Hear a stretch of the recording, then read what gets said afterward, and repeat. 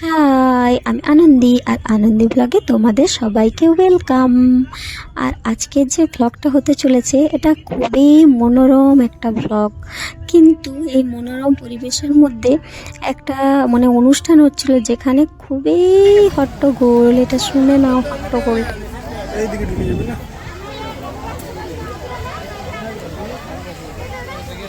এইদিকে এইদিকে চলে যাও, এইদিকে এদিকে বাবা। এই মনোরম পরিবেশে হট্টগোলের কারণ হচ্ছে এই শ্রীকৃষ্ণ। আসল কথা, এখানে শ্রীকৃষ্ণর বচন পড়া হচ্ছিল, এখানে শ্রীকৃষ্ণ নিয়ে অনেক কিছু বলা হলো। আর বলা হলো এখানে যে পাহাড়ের ওপরে একটা আশ্রম আছে, যে আশ্রমটায় তোমার নানা রকম লোক, যে কোনো স্থান থেকেই সেই সব লোকজন আসে। আর এখানের যিনি বামুন বা ব্রাহ্মণ যাই বলো বা সন্ন্যাসী, ওরা এই সব আয়োজনগুলো করে, ওনারা এই সব আয়োজনগুলো করেন। তো এই অনুষ্ঠানটা দেখতে পাচ্ছ, এই অনুষ্ঠান উপলক্ষে প্রত্যেক বছর অনেক মানুষ খেতে আসে। এখানের আশেপাশে গ্রাম তো অবশ্যই, তাছাড়াও যারা জানেন, যারা যারা জানেন বা এই আশ্রমে যুক্ত আছেন তারাও কিন্তু আসে। তো সবাইকে দেখছো। আর এখানের ভাতকে এরা অন্ন বলছে, আর যে পায়েস দেওয়া হচ্ছে এটা হচ্ছে পরমান্ন। তো অন্ন আর পরমান্ন এতটাই সুস্বাদু যে বলাই নেই। আমরা সবসময় ছুটে ছুটে আসি। এখান থেকে পরমান্ন হয়ে গেছে।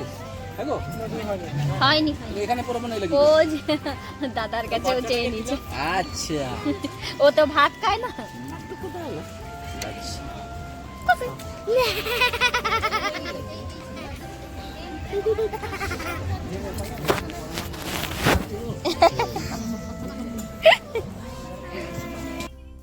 আর এখানে জিজ্ঞাসা করছিল যে পরমান্ন এখানে কি করে এলো। আসল কথা, হুতুর সামনে একজন যিনি দাঁড়িয়েছিলেন তিনি পরমান্ন হুতুকে আগেই দিয়ে দিয়েছে। ও তো ভাত খায় না, ওই সাদা ভাত দুটো একটি খাচ্ছিল। তো আমরা ওইটাই বলছিলাম আর হাসাহাসি করছিলাম। তারপরে দেখো, হাত ধুয়ে আমরা চললাম পাহাড়ে উঠতে। এখানে আসার অনেকগুলো রিজন আছে, অনেকগুলো কারণ আছে। তার মধ্যে একটা হলো পাহাড়ে ওঠা, দুটো হলো এখানের আশ্রমটা ভিজিট করা, আশ্রমটা ঘুরে ঘুরে দেখা। আর জঙ্গল, বুঝতেই পারছো পাহাড়টা কোনো শুধুই পাহাড় পাথর এইসব নয়, জঙ্গলে জঙ্গল, এত সুন্দর পরিবেশ। যারা জানে বা যারা এসেছে আমাদের গ্রামের আশেপাশের মানুষ তারাই বুঝতে পারবে এত সুন্দর। আমরা যতবার যাই ততবারই আমাদের ভীষণই ভালো লাগে, আরও আসবো আরও আসবো। এই দেখো আমরা পাহাড়ে উঠছি, কিন্তু ওঠার পরে এতটাই কষ্ট হয়ে গেছিলো। তো আর সে উঠে পরে যে ভিডিও করব করব, তারপরে সন্ধ্যাও হয়ে এসেছিলো, ছোটো বাচ্চা নিয়ে গেছি। তো এই দেখো, এই যে পাহাড়টা, অর্ধেক পাহাড় উঠে ফেলেছি। তো পাহাড় মনে হচ্ছে না, রাস্তা মনে হচ্ছে, কিন্তু ওই যে সুজন একটা ভিডিও করেছে দূর থেকেই দেখো, ওই যে এখানে যে দেখতে পাচ্ছ একটা হোয়াইট কালারের মন্দিরের মতো কিছু, একটা হোয়াইট কালার দেখা যাচ্ছে গাছের পাতার আড়ালে।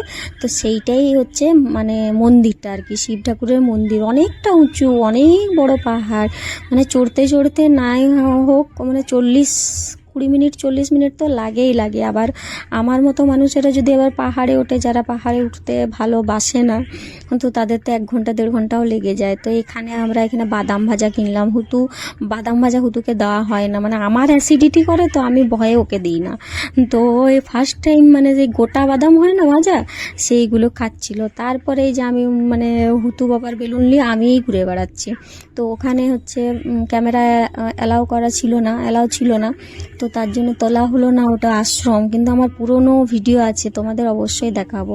তারপরে এই ভিডিওর মোস্ট এক্সাইটিং ব্যাপার হচ্ছে এই যে খেজুরের গুড়। যারা গ্রামের মানুষ তারা তো জানেই কিভাবে খেজুর গুড় তৈরি হয় আর কতটা টেস্টি হয়। শীতের সকাল বিকেল দুপুর রাত সবচেয়ে বেশি টেস্ট লাগে রাতে খেজুর গুড় দিয়ে রুটি খেতে। আর আমার মা ছোটোবেলায় চালের রুটি করতো, আমার তো ভীষণই ভালো লাগতো। কিন্তু হুতু বাবার ওইসব এখন নেই, ও এখনও টেস্ট পায়নি খেজুর গুড়ের। তো এই দেখছো কত লোক এই খেজুর গুড়, আসল কথা এটা অরিজিনাল খেজুর গুড় তো, তাই সবাই এই সব কৌটো নিয়ে নিয়ে দাঁড়িয়ে গেছে। কৌটোগুলো বাড়ির থেকে আনেনি, কৌটোগুলো ওইখানেই দেওয়া হচ্ছিলো। তো তারপরে হলো গিয়ে আমাদের শেষ হলো খেজুর গুড় নিয়ে, তারপরে আমরা বাড়ি ফিরছি।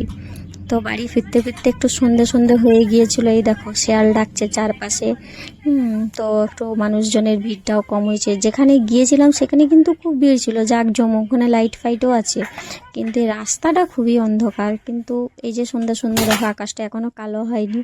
তো এইভাবেই আমার ভিডিওটা শেষ করলাম। আমার ভিডিও যদি তোমাদের ভালো লেগে থাকে তো অবশ্যই লাইক আর সাবস্ক্রাইব করো। তো আজের মতো টাটা।